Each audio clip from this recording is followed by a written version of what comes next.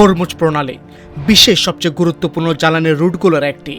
আর এই জায়গাতেই যুক্তরাষ্ট্রের নৌ অবরোধ এখন শুধু একটি সামরিক পদক্ষেপ নয়, এটি হয়ে উঠেছে বৈশ্বিক শক্তির নতুন সংঘর্ষের সূচনা। এই অবরোধ সরাসরি চাপ তৈরি করেছে ইরানের উপর, কিন্তু এর ঢেউ আছড়ে পড়েছে আরও বড় দুই শক্তি চীন এবং ভারতের উপর।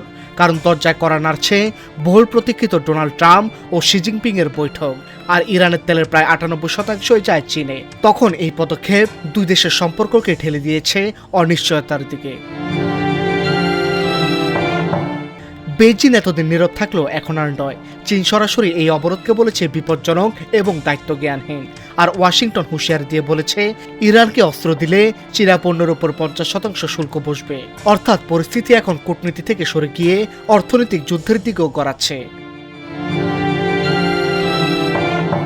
এদিকে ভারত পড়েছে সবচেয়ে কঠিন বাস্তবতায়। জ্বালানির উপর নির্ভরশীল দেশটি এখন সরাসরি সংকটের মুখে। তাদের তেলের মজুদ ৬০ দিনেরও কম, আর এলপিজি মাত্র ২ থেকে ৩ সপ্তাহের রিজার্ভ।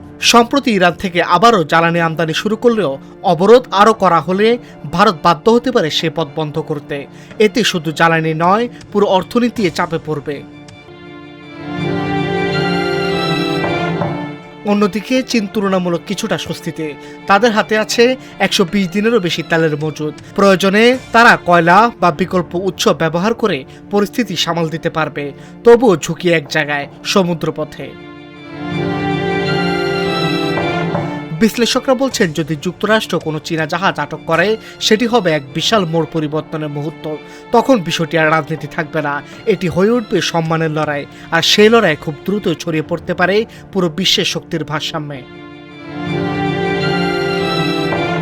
হরমুজ এখন একটি প্রণালী নয়, এটি যেন এখন বিশ্ব রাজনীতির বিস্ফোরণ বিন্দু। ডেস্ক রিপোর্ট, আজকের পত্রিকা।